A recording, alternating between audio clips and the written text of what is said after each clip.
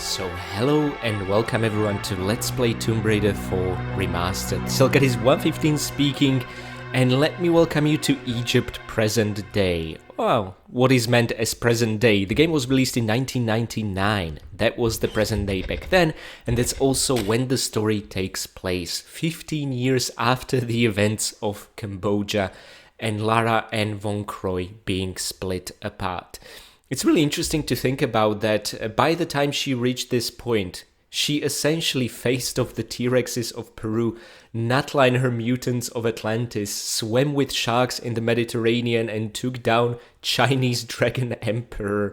She has also faced Willard's mutant army, all just to reach this point. So, guys, I would like to officially welcome you to the Tomb of Seth. In today's first real level of Tomb Raider 4, we are gonna get our hands on an insane number of 30 goodies, and we are also ideally gonna land 20 kills. This level also has 5 secrets, looking at the compass over here, which is quite generous. Honestly, you are gonna get over half the secrets very early on in Tomb Raider 4, and then the number of secrets per level is gonna kind of slow down, okay? Now, one thing I would like to talk about is, of course, the achievements as well. First of all, we are gonna unlock the average tea party, a nice reference to Lara's line from Cambodia, where we are gonna defuse a certain trap that we would normally have Ahmed, our trusty guide over here, disarm for us. And honestly, I had no idea this can be done by Lara before this achievement, so I learned something new about Tomb Raider 4, which is pretty damn cool. The second achievement we're gonna tackle is Self-Defense Guide, where we are gonna have Ahmed kill 3 scorpions and 3 jackals. These are the only 2 enemy types we'll be facing off in the Tomb of Seth. And unfortunately, this is mutually exclusive with us landing all the kills. So what I'm gonna do, as I always did in such situations, is I'm gonna unlock the average tea party and finish the level 100%ing it, including all the 20 kills. And then I'm gonna do a little bonus at the end of the video showing you how you can very quickly unlock the self-defense guide, because it's not an achievement that would have to spend the entire level or anything like that. Okay? Awesome. So, back into the gameplay. One other thing I want to show you is I talked to you before about how I'm gonna keep the default brightness settings, and I've reconsidered. I'm definitely gonna turn the brightness up to 3. I can't recommend this enough. When I look at this, I think you will learn to appreciate the beauty of these levels far more with a slightly brighter setting, okay? Now, one other thing I want to talk about as well regarding the outfit selector. You will have the choice between Classic and FMV from the get-go. The rest you will apparently have to unlock via finding all the secrets in the game, okay?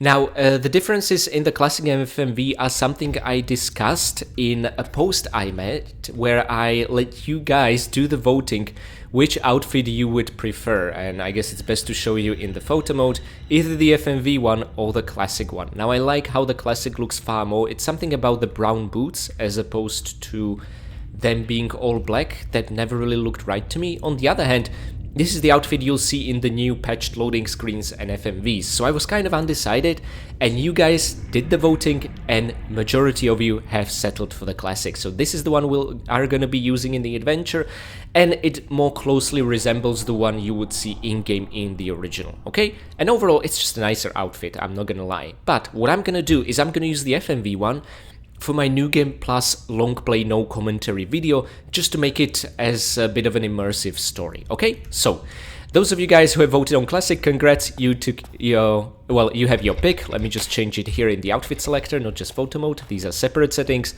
Those of you who have voted for the FMV one, don't worry, I'll have you covered in the New Game Plus video. Another thing I want to talk about is the inventory. We no longer carry the 8 golden skulls from Cambodia, however, we retain the sunglasses and we retain the 4 small and 2 large medpacks. This is the number of medpacks we ended Angkor Wat level with, and remember we found 1 small and 1 large, and 1 large and 3 small we started the game with. So Lara carried these over throughout those 15 years in her inventory, which is pretty damn funny. Of course, these are unlikely the exact same medpacks, but it's a nice way to reward you that you get to carry them over from Cambodia if you took time to explore, which is pretty cool. Furthermore, new item, flares. We are actually starting with 3 flares. Now, here's the strange thing about this flare amount, okay? Because we are down to 2 flares, and if you pick 1 box up, you are now at 14. So you get 12 flares per box. That is absolutely insane, you know? It's not like 8 in Tomb Raider 3 or 6 in Tomb Raider 2. This is the real deal. So you're gonna be swimming in flares very early on, and given how dark the remaster is, this is gonna be incredibly valuable. But of course, you can also illuminate areas via just firing pistols. This will illuminate dark corners if you so decide. Also, there is no accuracy statistic anymore, so you don't have to worry about that, okay? And one other thing I want to show you, one of my most favorite gadgets, is the binoculars. So this beautiful thing, for you to summon it successfully from the inventory, nothing. Nothing. You need to be perfectly still before Lara will take it out. You can look at it like this. If you use the crawl key, you will zoom in. If you use the sprint key, you will zoom out. And again, I have these assigned on my left hand on the keyboard, so it's very comfortable for me. If you press the action whilst using the binoculars, you will cast light with them. Unfortunately, even in the patched version of the game, this is still completely busted in the remaster. If you really want to see the proper feature, how it worked in the original, look no further than this. Complete illumination of all the textures. This was so much better in the OG, and unfortunately all we get in the remaster is this, I guess, cool looking orb of light, but not very effective, is it? So you might still want to toggle back into original graphics when using binoculars, and this makes them less cool in the remaster, which really breaks my heart. I hope they'll work more on this. And finally, the final edition, pistols! Yay! Lara's trusty 9mm, although in all FMVs she has much higher caliber guns, Desert Eagles even. But in-game she does use her trusty 9mm. So yeah, that's what it is. These look great in the original, these look even better in the remaster, and you will see unlimited pistol ammo. Now, why is this even mentioned here? Well, I'm gonna show you very early on with the shotgun, okay? First of all, I would just like to appreciate the changes done to the remaster. You know, they actually turned this into a circular hole corresponding with the FMV, which is pretty damn awesome, but of course we cannot follow it out, but the sand is still slipping here, which is pretty damn cool. Look, Lara is absolutely in awe. Okay, enough talking, that's it for the starting inventory. Let's follow Ahmed. He's gonna be lighting torches around here. Now, similar to Tomb Raider 3, you will be able to find a shotgun very early on, almost like Lara dropped it, and now the ammo selection will make slightly more sense. You will see that it comes preloaded not with 2, but with 6 shotgun shells, which is absolutely insane. And now for the first time ever, you'll see the choose ammo setting. We are at 0 white shot ammo. So this is going to be a different pickup, blue shotgun ammunition boxes, it's more rare, and you would assume that it's better. Well, I have some news for you, it's worse. It's the exact same number of pellets, but it scatters even more, so you're gonna hit your targets with less pellets and deal less damage.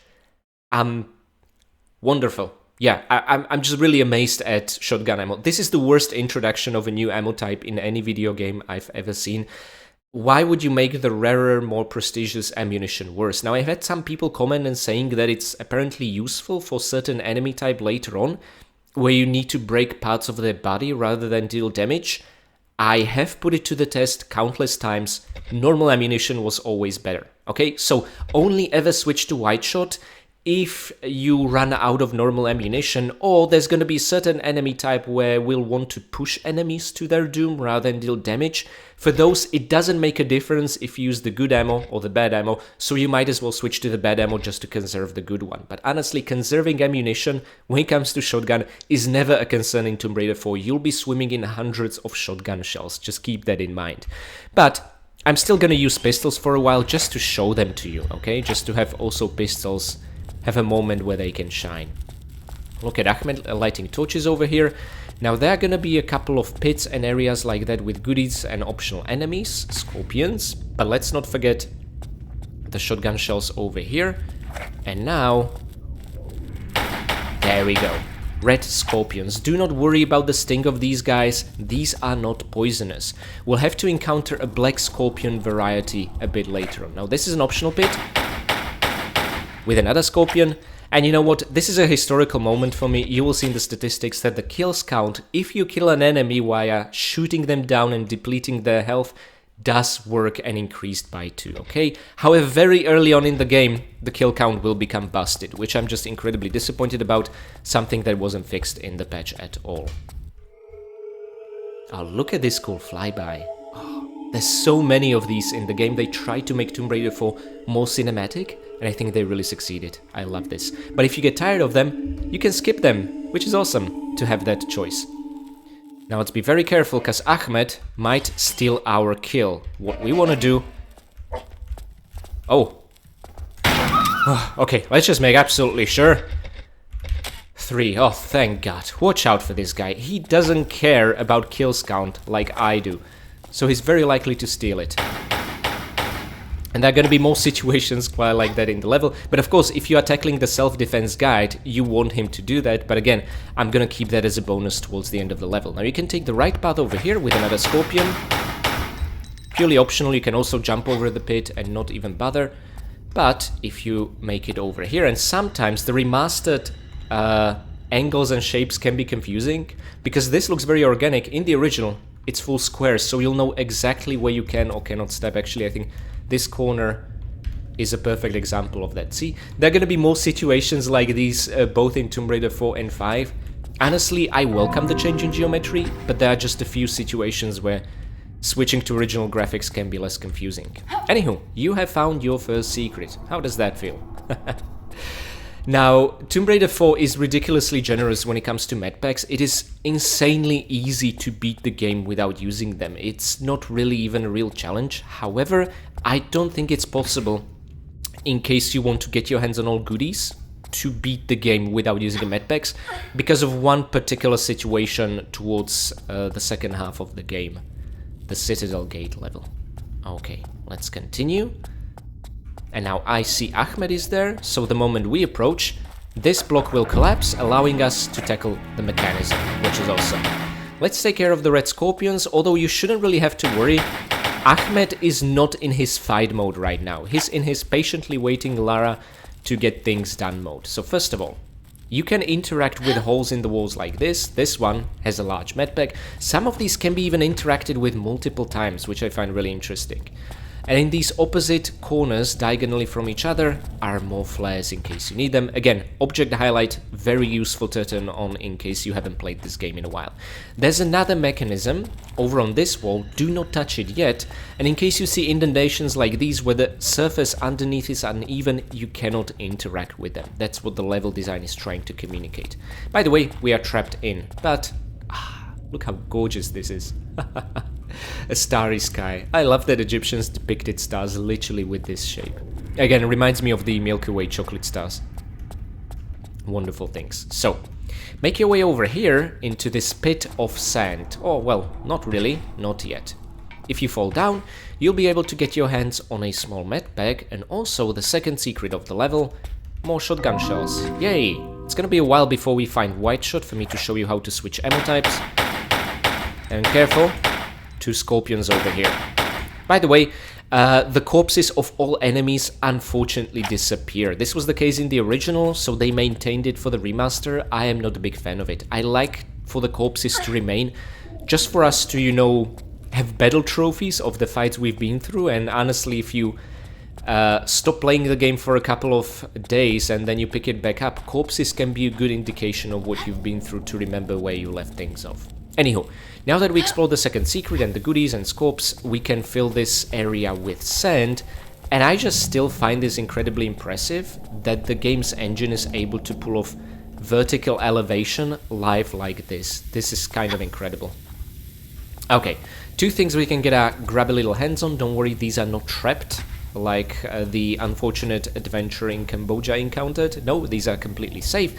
And what we in fact find is half of a key item, an eyepiece is even called.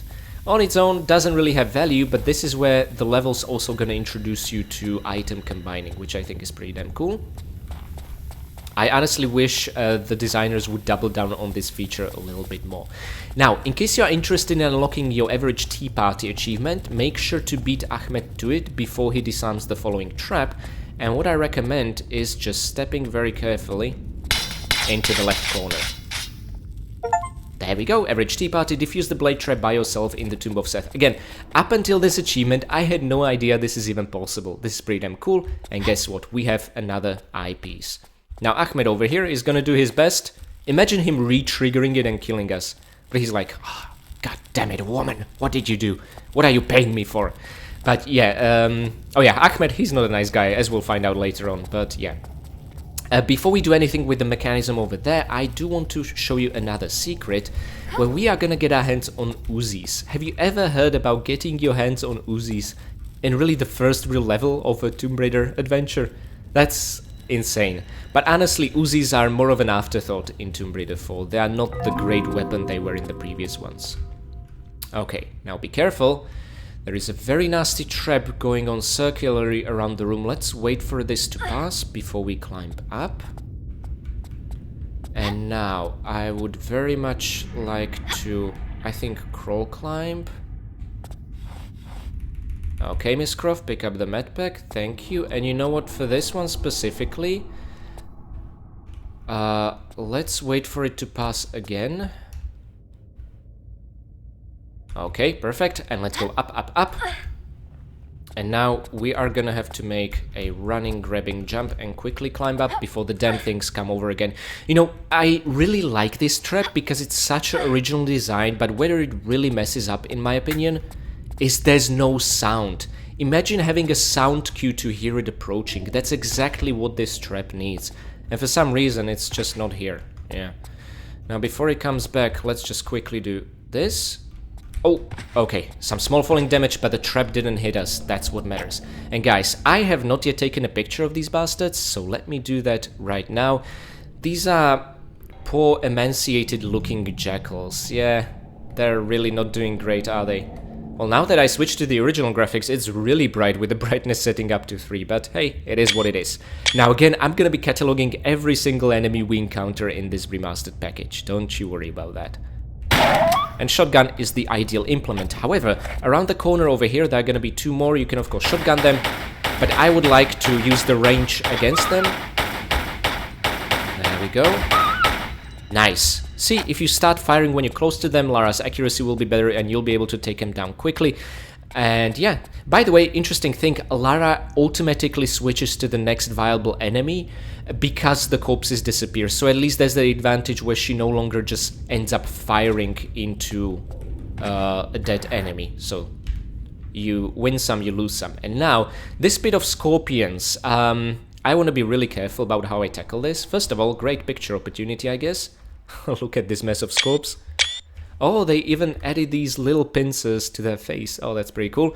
So, what I want to do here is I want to take him down, but we need to be really fast because Ahmed is underneath with his torch and he's actually able to kill them and steal our kills, which is insane. So we are at 12 kills. We want to be at 14. Doesn't matter if we get stunned. Okay, cool. Now, let's just see this. There was Ahmed's torch, you could see a glimpse of it. And you hear the fire. Let's just see if we have 14. Oh, thank God. Ha. No kills for you, Ahmed. Not this time. That's why we'll do a separate self-defense guide run, okay? And there we go, Uzis, yay! Well, technically 1 Uzi, which I find really confusing why it still shows it like this. I was hoping the remaster would actually, you know, show us twin Uzis. Because if you take it out, Lara has 2, and you know what would be cool? Imagine having just 1 and Lara holding it in 2 hands to keep it steady, then finding a second Uzi and then combining them just like we will the eyepiece over here. Let me show you that in a second. But unfortunately no, you find 1 Uzi and Lara suddenly dual wields them. And we are back in the corridor leading to the sand room, which is again pretty damn cool how interconnected the levels are. And Ahmed, you no longer need to be in your alarmed state, do not worry. What are you doing? There are no scorpions. Ahmed? Okay, I don't know what he's doing, but anywho. Don't worry, I'm gonna take a picture of Ahmed as well in his original and new graphics. I just need to find the perfect moment for it. No. Lara? Yeah, she will refuse to put in an incomplete key item, okay? So this is how combining works. Every single key item that you can combine will be in your inventory. Again, this is a point I complained about in the Angkor Wat, is that there's no separate ring just for key items. So it's all gonna be together. There's even gonna be a weapon combining later on, and that's gonna be kind of intertwined with key item combining, which there's no point for, but there you have it. So alone they do nothing. Then if you choose combine with, you only get the option of combinable items, and usually it's going to end up in situations where you never really have to use your brain, and it's going to be done automatically. And there we go, the complete Eye of Horus, despite us being in the Tomb of Seth, interestingly enough. It's almost like Horus is trying to watch over something. And there we go, beautiful opening mechanism. If you step forward, you'll be ambushed by a jackal. Again, let's snag this kill before Ahmed comes with his torch. And another one. If you expect these and have your shotgun ready... Oh! I was about to say there's no surprise there, but how he managed to overcome that tile, I truly don't know. Now Ahmed seems to be stuck, which has me a bit worried because we will still need him. But let's first take a beautiful view.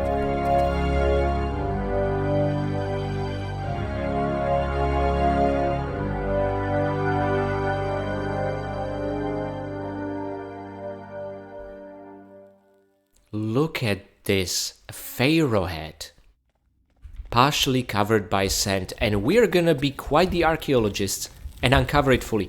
Ahmed is unstuck, yay, awesome, we are not stuck, I'm very happy about that, but my goodness gracious, this absolutely deserves a picture.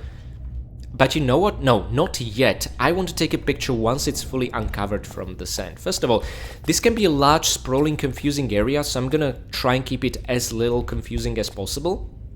Let's pick up the Uzi clips over here. And yeah, by the way, you only get 30 bullets this time. Oh, wait, no, even less? How does that work? Well, now I'm confused. I need to keep this in mind and check. Why are we at 75 Uzi bullets? Didn't it used to be 30? When we picked up the Uzis, they were preloaded with 30, but that doesn't necessarily mean that one ammunition pickup is 30. Grenade launcher is also a good example of a weapon that doesn't come preloaded with its normal ammunition pickup. And there he's waiting to set oil to fire. Whee! Love when we have control over Lara in cutscenes. Okay, that enabled us to continue. Now that fire from the oil is going to be very important. Now you have a choice. You can go to the left, but this path is kind of pointless to Lara. Ahmed will go here. And Ahmed, he can't jump, unlike Lara. So, we can absolutely make it over this green pit, mine the small medbag inside, would be a shame to miss it. I love the idea that, you know, these two different characters combine their unique skills together. It's just barely hinted at in Tomb Raider 4, it's not really developed any further than that, but it's still pretty cool. Ahmed has a torch, and Lara, well, she can move around properly. And that's how they combine their powers to delve deeper into the tomb. Look at this. This is also oil. We need to release Ahmed to set the oil on fire, because the tiles above will need to cast light from that fire for us to overcome the next puzzle. This is so incredibly cool. God, I love this level. Such a great first level to an adventure, really. Don't get confused at the crossroads, okay? We'll be coming back from those closed paths, but for now, as you'll see, we are now above the tiles. We were underneath before. If we press the mechanism, we release Ahmed with his torch and just observe. This is beautiful.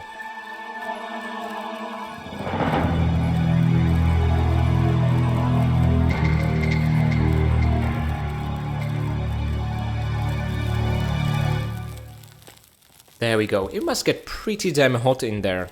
Anywho, what Ahmed achieved over here? Look at this. The symbols are shining. And we actually, this time around, even see underneath the room. This is awesome. So even if you switch to the original graphics, you can see underneath it, but even in the remasters, although it looks a bit weird, like there's a sheet of glass or something like that, which doesn't really make sense, but yeah, there you go. So now, guess what you need to do? You just need to jump on the highlighted tiles. If you at any point mess up, you'll have to reset the whole challenge, go over here, and hit this switch like that, and it will reset the puzzle. So this way you have infinite number of tries. Now I didn't need to do that, but there is a shotgun over here. Now this is really cool, guys. First of all, something I want to show you. We're at 14 normal and 0 wide shot. Let's pick it up. No, you do not get to dual shotguns, but you can see we got no wide shot, but we got 6 normal shots, just like the original shotgun. And this is where I feel Tomb Raider 4 and 5 have really improved things, because in the previous trilogy, and unfortunately even in the remasters, if you ever encounter a place where there would be a weapon that you already own, it would turn into an ammo pickup. not in Tomb Raider 4 and 5. Here, you will see the actual weapon, and usually, with one exception, it will come preloaded with the same ammunition pickup that you would otherwise find owning the weapon. But this way, you learn to appreciate what other chances you have to discover weapons, and I just think that's really cool. Especially for those of us making guides and walkthroughs and things like that, you know? So this is a huge improvement for Tomb Raider 4, I'm happy about that. Now be careful, you are on a timer, so let's do this. Also try to stay a bit reasonably far from the edges, because sometimes it will trigger that you touched a tile you didn't actually touch. It's ridiculously sensitive. And let's swan dive to victory. And there we go. And you can see you're on a timer because gradually all these tiles are setting themselves on fire. So it's a little bit more dangerous than you might think. And there we go. You pick it up, the gate forward will open. And the key item we have are the timeless sands. Now, these look great in the original, but now they're actually circular hourglass. And you can see the crystalline, almost squares made out of the texture. It's gorgeous stuff. Let's keep going. And we are now at the bottom of the Pharaoh face, covered by sand. Now you can explore, but there's really not much here. Some fake entrances leading to nowhere. The one on the left over here, however, is not fake. This is what leads to the corridor under the puzzle where Ahmed was up until this point. Now, what we need to do, and this is a point where I sometimes get stuck, it's because I forget about this, we need to follow Ahmed to this corridor over here. On his own, there's not much you can do, okay? Oh, I mean Lara on her own. You need to be here with Ahmed, and I want to show you something funny and cool at the same time. And I need to be quick, because I want to capture screenshots.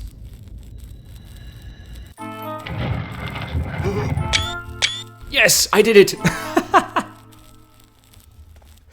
Oh, I love this.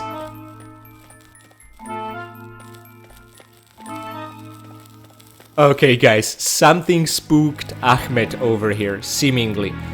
Does it mean you still need to follow him? No, not at all. But here's something cool I really want to show you. And that's that there's an inscription in here. He read a warning. And guys, I think I know exactly what kind of warning it is. And I'm gonna put it as a scrolling text at the beginning of the next level, the burial chambers, okay? It's also included in the game manual if you still have the original copy. And what bothered me in the original is that, well, these are the same hieroglyphics we see everywhere. Was there really something outstanding here? And the remasters actually put effort into putting some specific scratched out hieroglyphics underneath, warning of things to come. Okay, I think this is such an awesome touch. It made me very happy. Now be careful, 3 scorpions here. And again, you can see how Lara automatically switches to the next viable target. But if you ever break sight with an enemy you're locked onto, unlike in the previous 3 games, you cannot maintain the lock-on, okay? So Lara will just start firing into a wall, and if a sight is broken, so is the lock-on. So that's a disadvantage to this new lock-on system. There are probably going to be better examples for me to show you what I mean by that. Now, we are actually going to fill this giant room with more sand. You can already see the grading there and some hints of sand. Before you do that, just pick up these goodies, okay? Now, this is a statue, but no, it's not a great statue, neither is the giant pharaoh face. None of these count towards Theomachist, which is just, that achievement just annoys me to no end. There we go. Putting the timeless sands there, we just flood this entire thing with sand. My god, that was quick. Almost instantaneous. And now it's gonna show us what's above. And that's the Sphinx face, oh sorry, a Pharaoh face, it's not a Sphinx without a lion's body, completely uncovered, which is pretty damn cool. And guess where we have to enter? Yikes, I'd feel really claustrophobic about that, yep. So yeah, now it's filled with sand, all the goodies you didn't pick up are now permanently covered, but a small consolation prize, an extra kill for you to snag, okay? That's essentially it. Let's see if I can time this. Oops, I mean timing wasn't the issue, the aiming was. There we go. That's what was supposed to happen. Let's just pretend that was the case all along, okay? So, we are without Ahmed and we can absolutely finish the level via entering the mouth.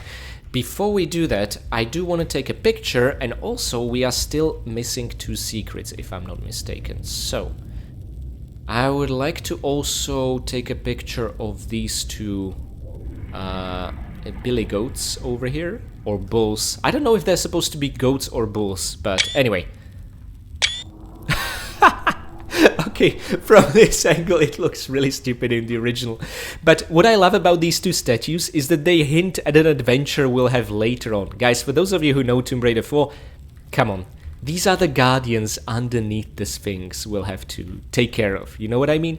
These are absolutely them, and the journey is now starting to be prophesied by Semerket. I have no doubts about that. Such a cool attention to detail. Okay guys, so behind this grate over here, I think my original LP I said that on those hieroglyphics is an ancient Egyptian recipe on how to remove earwax. I still think that holds true, but to open it, we need to climb all the way up via here and press a lever. Then we have a choice to get down and scoop this secret up immediately, or what I prefer to do much more is to, on our way there, get a completely different secret. I find that to be most efficient. So in the video description below you will see a separate timestamp for pulling the lever over here and separate timestamp for actually coming back and re-accessing it, if that makes sense. But you can absolutely just go down, but then you would have to re-climb the ladder again for the next secret, so I don't want to do that. There we go, earwax removal recipe unlocked. Before we do that, I want to show you a different secret, and this is another one of those situations where I feel switching to the original graphics can be advantageous. Look at this. This is how much the remastered graphics lie. You'd think you could jump here. No, this is in fact a full solid square. You also need to be careful about what isn't slippery and what is. And in the remastered graphics, you just cannot tell that apart. So let's light up a flare, switch to original graphics. I'm sorry if you consider that cheating or, you know, misusing it, but I'd rather be careful. We haven't saved yet, my goodness. And this is where, when I did my trial run, I managed to fall down despite holding the walk key. I don't know how, so I'm gonna be really careful. Whew. Okay, okay. We no longer need the original graphics. Awesome. And now we just need to go down safely. So, depending on how you look at it, this could be Secret 4 or 5, really depends. I'm gonna label this as Secret 4 and the other one as Secret 5, just because of the order in which we tackle them. Yay, no damage taken, awesome. There's something so good and decadent about sliding on this pharaoh mask. Like, we shouldn't step on it, but the fact that we do just brings me joy. Oh, okay. And again, the fact that this giant face does not count as a great statue for Theomachist, I don't get it. And there we go. All secrets are ours, and guys, we have finally found our first box of white shot shells. Here's a really cool addition to Tomb Raider 4 Remastered. In the original, and you can also do this in the Remastered, you had to open up the inventory and choose ammo, okay? So we chose normal ammo, and you will see 38 counter on screen. By the way, ammo counter, another addition of the Remaster, let's not forget that, okay? Now, if we switch to white shot like this, you will see a different color, blue color, and number 6. This is pretty damn awesome, and I love the color choice here, that 6 is blue as the white shot. Where I have a problem is the color choice for grenade gun and crossbow, but we'll get to that later on. However, if you have your gun out and you press the same hotkey to get it out whilst you already have it out, so I'm pressing 2 on the keyboard, you can switch between the ammos. Now it's not completely instantaneous, there is some cooldown. This is as fast as you can switch them. But it will also tell you the name, so in case you forget what the color coding is, this will remind you normal and white shot. I think this is phenomenal. And of course, if I press 1, Lara will take out her pistols. If I press 2 again, she'll take out the shotgun wielding the ammo we last had equipped. The game also remembers that. That is awesome. It's such a cool change. And I believe this came with the most recent patch. It wasn't possible before. And especially as the color coding gets a bit messed up for the next weapons, I can't recommend using this enough. Because you'll also see the full name of the ammo type displayed, which is pretty damn cool. Okay guys, so we are approaching the very end, and before I trigger the level end, I would like to show you the stats. So my friends, this was the 100% playthrough of the Tomb of Seth. We have gotten our hands on all 30 goodies, getting us up to 40 overall. We have landed all 20 kills, the first kills of this adventure. Of course, young Lara doesn't wield guns, although I guess you can absolutely, once you beat the game, replay it as murderous young Lara, which is pretty damn hilarious. We have also gotten our hands on all 5 secrets, combined with the previous Angkor 8, we are at 13 out of 70. Still no breakable objects or any vessels of any kind. We have also unlocked average Tea Party achievement. So this is where I'm gonna make a level end save, and I'm gonna, again, see you at the beginning of this level, just to show you how to unlock the self-defense guide. Alrighty guys, back here. Remember, you can skip all the flybys, so I just want to show you how to very quickly unlock the self-defense guide. The important thing here is, of course, let's summon as many scorpions as we can from these pits. If they're not too deep, the scorpions will be able to get out, okay? We have one out, let's get another. This fella should also be able to leave its pit, and now, using another flyby, let's summon a jackal. Now I recommend not skipping this flyby, because this way you'll give Ahmed time to approach the area, okay? But you can always just run back to him with a jackal and 2 scorpions behind your heels. Oh yeah, Ahmed's not even in this shot, he really is taking his time.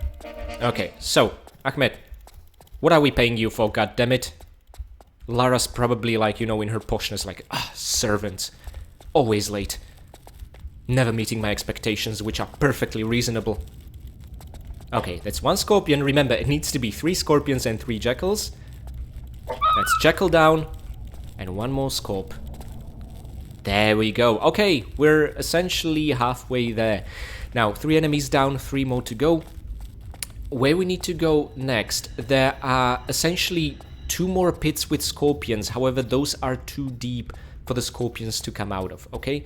So all we'll really need to do is make it into this room as quick as possible.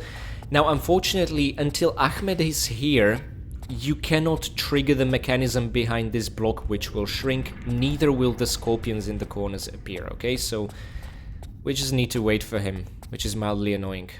Ah, he's at least running. I appreciate that. Before, in a 100% playthrough, it was Ahmed waiting here for us. When we stepped here, the block shrunk.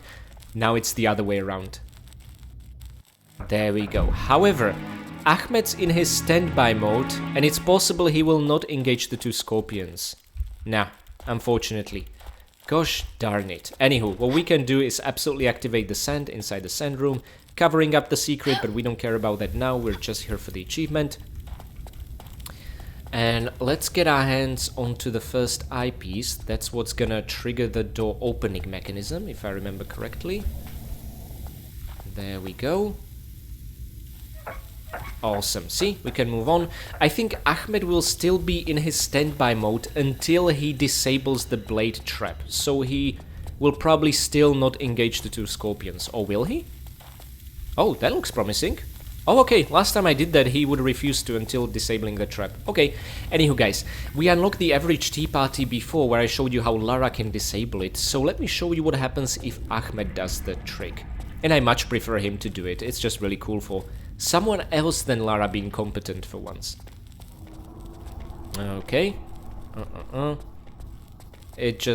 He takes his sweet time, that's the only disadvantage. But hey, we are close to wrapping things up, because there'll be 2 jackals around the corner. Don't lose your arm, please. Oh my god. Still way too close. Always makes me nervous. Such a cool trap, though. And there we go. We can absolutely combine these things. And summon the 2 jackals for Ahmed to take care of. I would actually recommend, you know, taking the time to make sure Ahmed follows you to the opening mechanism, just so he's already set up there before the jackals will tear you to shreds. Ah, he's here. That was quicker than I thought. And there we go. By the way, you don't have to summon both of them at the same time. You can just step here, summon one, and then the other. That's what I recommend, because we are a bit of a sitting duck here. Okay, and guys, 1 more jackal. There we go, and the achievement will be ours. So if you're not interested in all the kills, you can absolutely make it part of your normal playthrough. My god. Ahmed? Thank you. And there we go, self-defense guide. Make 3 jackals and 3 scorpions be defeated by fire in the tomb of Seth. One other thing I want to show you guys, in case somehow you missed out on the scorpions or anything like that, remember where the Uzis are placed inside this secret. Let me show that to you. So all the way around the corner, there are 3 jackals that Ahmed cannot take care of, because he can never ever get here. Oh, these are already placed there. Oh, I didn't realize that. That's pretty damn cool. But the scorpions over here, these ones can be killed by Ahmed, and the reason is really simple. The reason is that grate is somewhere over here next to the door opening mechanism, and Ahmed is able to kill them with a torch. So those are two potential candidates in case you have trouble with the beginning scorpions, but I don't see why you should. And that, my friends, is it for this level.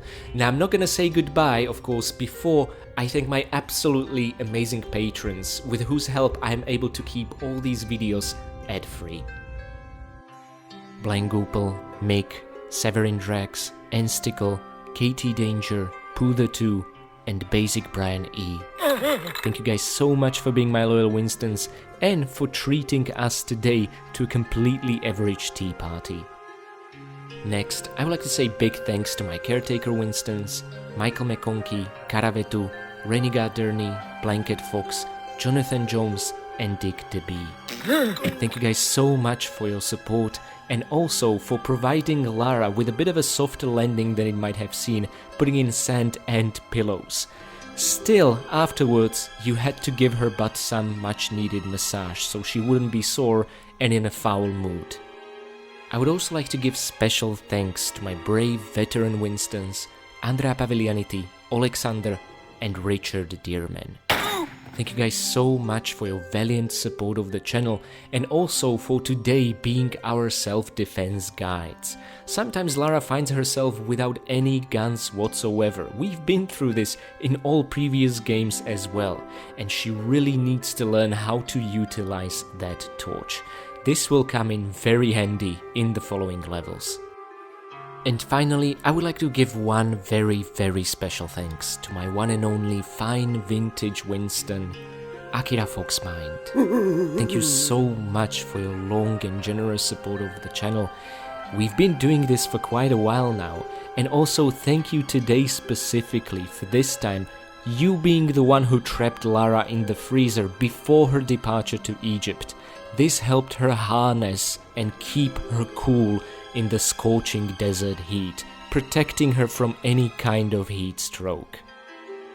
And on a final note, I'd like to say thanks to my free Patreon members as well as to all of you guys for watching and making it to the very end of the video. A video that unfortunately I kept you waiting for quite a while, and I'm really sorry about that. In the same amount of time, I had record amount of work, I had tests and exams which I successfully passed yesterday for my licensing, and also I'm organizing a bit of a complicated event, and it all just came crashing down rather unexpectedly at the same time, so it left me very little breathing room for doing really what I love doing the most, and that's these videos. Nevertheless, I do hope things will calm down further on and I'll be able to release Burial Chambers as soon as possible. One of the reasons being, honestly, the Tomb of Seth and Burial Chambers feel like one and the same level, and I even toyed around with the idea of releasing them in one video, but then you'd have to wait even longer and that just didn't seem right, okay? So instead, I'm just gonna ask you for a little bit more patience, and also I'm gonna finally show you and translate what that warning was on the wall that spooked Ahmed as a scrolling text in the beginning of the next video. Or, if you have access to the game manual, the original version from 1999, you can already check out the warning message written by the priest Samarkand, but we are gonna get to that later. For now, thank you so much. Your support means I'm able to keep all my videos completely demonetized so that you are not interrupted, and it also, the financial support that you guys give me allows me to spend more and more time for this, and there's honestly nothing else I'd rather do.